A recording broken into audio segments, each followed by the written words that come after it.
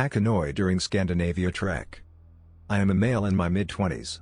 Last year, I went on an extended solo trek through Scandinavia, during which I ingested a San Pedro cactus. It was my first encounter with a major psychedelic. This report describes the experience. Lines with a timecode are notes I took during the trip. I had been planning the trek for months. The plan was to disappear and restart, to spend some time on what they call ground state calibration. It would be almost 2 weeks before I found the right set and setting for the cactus. On the eve of my departure, I wrapped the cactus in a cloth and gently rolled it into my mat. The cactus was about 2 feet high. I had bought it online from a botanical vendor. It had 4 ribs and few tiny spines, and measured approximately 3.5 inches in diameter at the base. The color was dark green, but as it grew, the fresh top part turned very light. Supposedly it came straight from the Andes, but who knows? I figured that would make it especially strong and healthy. I subsequently read that in order to increase the mescaline content, people instead deprive the cacti of water and sometimes even light, so this actually may have not been ideal. In any case, I had been nurturing it for close to a year, which is very gratifying in and of itself. It grows fast, several inches a year even with sparse light. The fresh top shoots upward, turning into a darker green as time passes. It's a beautiful thing to watch. After a few days spent in trains and buses, I was on the trail, in a region of thousands of lakes and streams. If you choose the right path and area, you can go for days without encountering another person. Which is what I did. I lived out of my backpack, camping at lakes or streams, and generally trying to clear my head. Soon I got in sync with the sun, rising with it and going to sleep shortly after sunset. 2 weeks passed, mostly because I did not feel in the mood for any major experiments. And the surroundings kept me occupied. As you walk through the woods, there is an intense smell of pine and resin. You catch glimpses of lakes through the trees. I kept a nice steady walking rhythm, sometimes falling into a kind of trance. Eventually I came to a large, inviting lake. It was perfect, surrounded by forest and framed by flat stretches of warm, dry rock which gently lowered into the water at the shore. I found a solitary camping spot on a flat peninsula that reached into the lake and set up my tent for the night. I decided that this was it. The next day was beautiful. It was warm. The far end of my peninsula attracted birds. There was almost no wind, and apart from a bird call here and there, the only sound you could hear was the water softly rolling onto the shore. Because I had read countless stories of horrible nausea, I decided to skip breakfast. Instead I went for a swim. I had brought a small booklet with the Six Nations Thanksgiving address, which is a collection of thank yous to the natural world. While I do not consider myself to be religious or spiritual, back then I saw it as a tool to bring about something like proper attention, a due diligence, if not reverence, towards one's surroundings. The longer I spent in nature, the more this idea of attention became important to me. So I used it. After this little morning ritual, I retrieved the cactus from my tent. It had survived the journey surprisingly well, probably because I had wrapped it with the roots intact and a good chunk of soil around the base. Only the thin top end was slightly shriveled. The rest looked green and healthy. The usual method of boiling and straining the cactus down to 1-2 cups would have taken ages, and I figured that keeping a constant temperature would be difficult over a campfire. Instead, I decided to eat the cactus raw. How bad could it be? I washed it in the lake to remove any potential pesticides. Despining wasn't really necessary, as the spines were tiny and I could just scrape them off with the dull end of my knife. I decided against skinning. Because I had read conflicting accounts of where the greatest concentration of the relevant alkaloids actually is. I cut off about a foot from the top and began to eat it. T+0:00, begin ingestion. T+0:15, not as bitter as people say. Is this really a Pachanoi? The first bite was surprisingly fresh and pleasant. I decided that the most manageable approach would be to cut it into star-shaped pieces and eat one after the other. I sliced the cutting into inch-thick chunks. Soon after, it started to turn difficult. The texture became very squishy, unpleasantly so. Each chunk became a small challenge. It was disgusting, but not the downright soul-crushing experience of nausea and bitterness some people report. T+0:30, still not as bitter, but had to retch a couple of times. 2/3 of the cactus to go. The thicker the stem gets, the more disgusting. Some Native American tribes supposedly recommend plunging right into the center of the bitterness. But it's the texture that makes it so unpleasant. T+1:30, the nausea creeps up slowly but surely, almost in a friendly way. The best way to handle it is to suck out and swallow the liquid immediately while chewing, so I'm left with almost pleasant, fresh vegetable matter in my mouth, rather than icky goo. T+2:00, finish ingestion. In the notes I wrote friendly, and I think that captures it well. It was unobtrusive, but noticeable. After a while it began to feel like a gentle tug-of-war between myself and the nausea. That said, the last few pieces were pretty hard to handle. After almost vomiting into a nearby bush, I settled back down, leaned against a pine tree, and began to wait, just absent-mindedly staring at the waves. For an hour, nothing happened. After a while I began to doubt anything would. I went back to my campsite, started a fire and made a cup of oatmeal and a pot of tea. I felt nice and calm, still a bit woozy in the stomach, but okay. I sat down and started drinking the tea and had some sweetened condensed milk from a can. It helped with the stomach and was a great breakfast. After the ordeal of eating the cactus, I felt I deserved it. I put the pot down on a warm stone near the fireplace. I sat in the sun and felt completely at ease. If the cactus wouldn't hit, so be it. T+4:00, I do feel a bit droopy-eyed now, like high. T+4:30, went to fetch some firewood, feel quite stoned now, but the high is very manageable, directable. Here I drew a big smiley on my notepad, just to make it stick. The interesting thing about the high is that I can always go into an objective observer mode. I hadn't felt it coming on, but something was definitely beginning to happen. At the same time, I almost immediately became acutely aware of everything happening to me. The observer mode of consciousness came very naturally. And what I observed most of all was the sun. Its light covered everything in a silky texture, and the whole peninsula felt white and golden and brown. At the same time everything had a very well-defined sharpness to it. No romantic softening of the edges at all. As I walked from the shore to my fireplace, I noticed that my tactile senses had become exquisitely sensitive. The simple act of walking barefoot felt great. I almost felt a compulsion to press my feet on the small sticks and patches of rock in the ground. My nausea had subsided. It was midday now and the fire seemed redundant by that point. For now I put it out. I decided to explore my surroundings. I did not feel like venturing back into the forest. I wanted to stay in the warm light. I wanted to keep walking on warm ground and pine needles. Just opposite the peninsula where I had pitched my tent, across the lagoon, there was a small island, separated by a 30-foot stretch of water. The water separating it from my spot was so clear you could see the bottom of the lake. It looked inviting. I slowly lowered myself into the water. My bare foot touched the rocky ground and it was the most interesting feeling in the world. It felt intense but distinct, like an intensification at a certain point in a beautifully composed field. All the other parts of my body and my consciousness of them were fully present. There was a clarity to everything, and yet it felt unlike anything I had experienced before. I started to wade towards the island. Soon the water rose to my chest and I slowed down. For a second I held my breath, and just stood there, submerged in the cool liquid, sun shining from above, solid rock beneath my feet.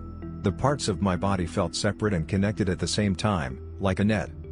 As I reached the other shore and climbed up, I felt the entire surface of my skin.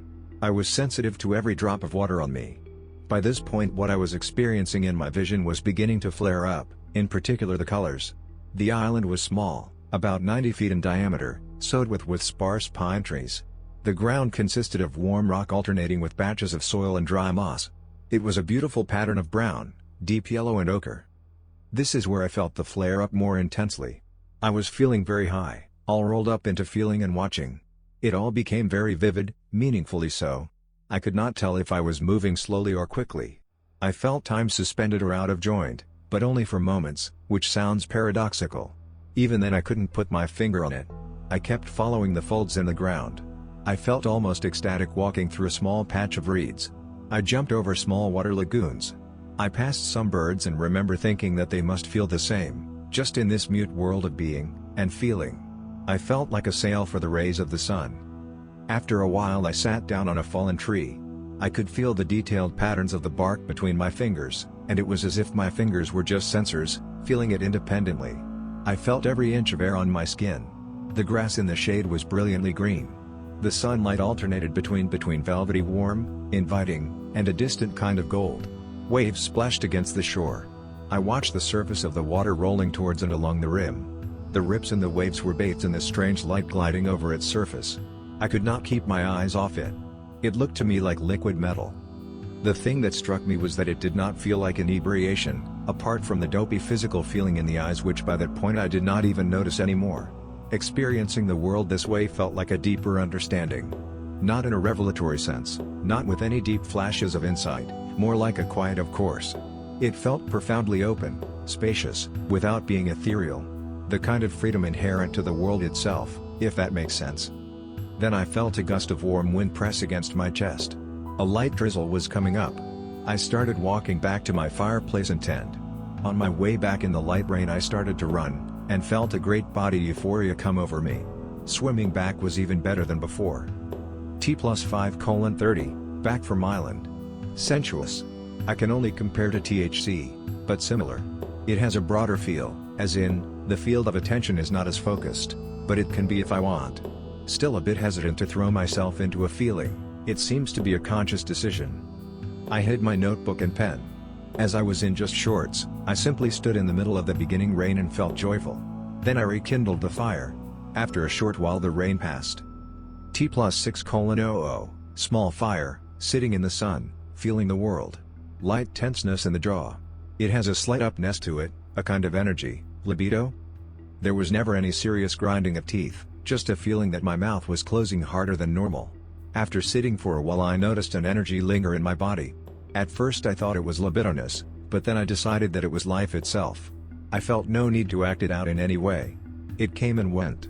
I just kept going off from time to time as I felt it rush down my spine. One redwood tree in particular grabbed my attention. I couldn't stop looking at its bark.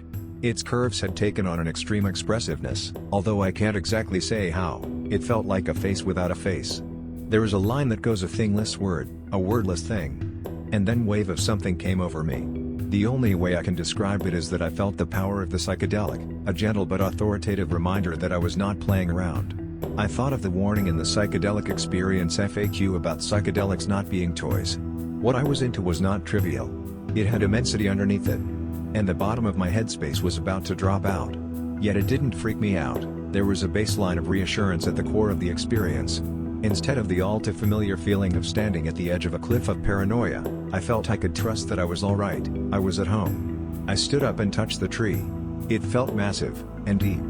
My anxiety turned into awe, and that seemed to be the proper response. Everything subsided. During the next hour or so I kept entering and exiting a high state. At times I felt I sat in a vast valley of intensely colored, interlocking panels, which was what the plants, the lake, the brown trees and soil in the fire looked like to me. At other times I would feel completely sober, just sitting around. When I was observing my mental state, I felt like I was able to collect myself at any time. Not knowing whether to keep observing or let go and immerse myself, I continued trying to balance my consciousness on this edge, caught between vivid world and calm mind. After a while, I wasn't sure anymore if I was on top of it or it was on top of me. It became hard to discern from the ground state or baseline of the mind. Every time I looked at the trees, I kept noticing that their branches were twisting statically. It is hard to describe. They were twisting without moving. Not as motion, but as pure expression. Process and stasis were the same. It didn't shock me like the redwood bark, instead I was absolutely fascinated. As I watched them, I thought that this was what nature was all about, itself. And there I was, in the middle of it. I didn't feel alienated. Neither did I feel welcome. I already was a part. Being that was effortless and pleasant. But it implied something massive as well. How could I describe it? Early evening set in. I walked into the woods to fetch more firewood and made a good pile for later. Laying the wood on top of each other was very satisfying, the dryness and solidity of the larger pieces felt just right. Then I sat down on the rock at the shore. The rock had saved the warmth of the day. I put my palms on it and felt its immensity stretch down and away. The waves had come to gentle licks. The sun was beginning to set, and the light it radiated was turning a surreal pastel. I watched the island across the lagoon and realized that its trees were really standing on unfertile ground. Their roots lay on flat granite, stretching outward under a thin layer of dry soil, sometimes exposed, for hundreds of feet. This is how they lived, and yet they were healthy and green and nurtured by the sun. I remember thinking that I wouldn't want to live in a stunningly beautiful place such as this. Somehow it felt that living through day after day surrounded by such natural, expressive beauty would make one dumb. In both senses of the word. Any impulse to extract oneself from it, to think abstractly, to operate with words and concepts would steadily diminish, until one would become part of this self-expressing, colossal constellation of being. Chopping wood, carrying water. I had once read a line that recommended becoming a geological formation from time to time. This metaphor, if it is one, slowly became very real to me. I felt the world composed of strata upon strata, trees, animals, soil, water. It became easy to empathize with all of them, and I shifted in and out of them. The birds had left now, and the peninsula was empty. I felt the blue bowl of the lake, just resting. It was mute. And below that was the rock, that would always be there, long after people, long after every living creature would have gone.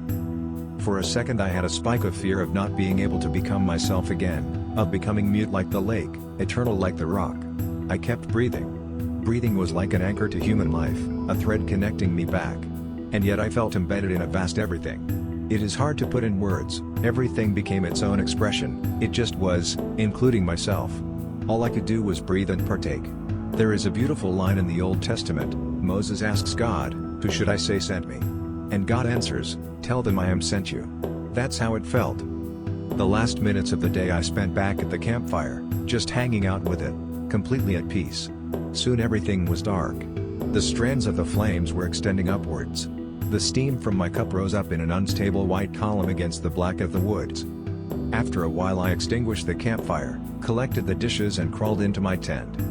Even though the experience still stays with me and had put me in a very different place, I would give it no more than 8+2 on the Shulgin scale. Apart from the panel effect, I didn't experience Native American-like visuals or overtly geometric patterns, nor did I feel like an emotional catharsis was about to happen. I suppose it was the low dose. The mescaline content of the San Pedro cactus is notoriously unpredictable. I have read estimates ranging from 25 mg to 120 mg per 100 grams of fresh cactus. I was obsessed with observing the effect, perhaps to a fault. Especially considering how the experience told me precisely the inverse, that everything just was, and that abstraction and mind chatter were more like ripples on a surface. There is an interesting parallel here. As a thought experiment it could be framed in Jungian terms. After the experience I came across Jung's 4 psychological functions: intuition, thought, feeling and sensation, correlating to the archetypes fire, air, water and earth, which he imagined as a pre-analytical description of human consciousness. As I sat by the fire, intuition, the immense something expressed in the bark's folds dash. As I sat by the water, empathetic response to the vastness of geology emotion, and the physical feeling and sensation came over me as I swam through the water and walked on the earth. It didn't have the romanticism of cannabis. With the latter, I feel things become wonderfully solid and centered in my attention.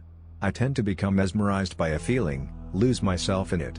Music, a color, a koan, a face, an idea.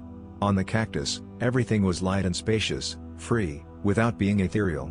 It was like entering a wider, mysterious, but very real world that had been there all along. It was fascinating and I am very grateful to have experienced it. This is an ally for introspection, too, but in a very different way from cannabis. The latter tends to lead me into analytical mazes, often inward on a single associative thread. My experience with the cactus was less analytically introspective.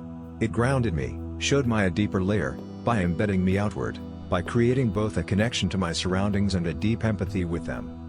It could have been set and setting. Perhaps this was because I hadn't fed my head with anything intellectually stimulating before. After all, I had been walking for 2 weeks, often in a trance-like state. I felt more at peace with myself than usual. I was surrounded by beautiful nature, I was completely self-reliant and, having been in this environment before, familiar with the surroundings. Or maybe this is just the nature of the cactus. All in all, it was a more holistic experience, both in thought, emotion and sense perception. The domain of this plant is space. I wouldn't want trip on Pachanoi in any enclosed space at all. I can still enter some of that headspace. I am planning to try this again with a higher dose, sometime in the future.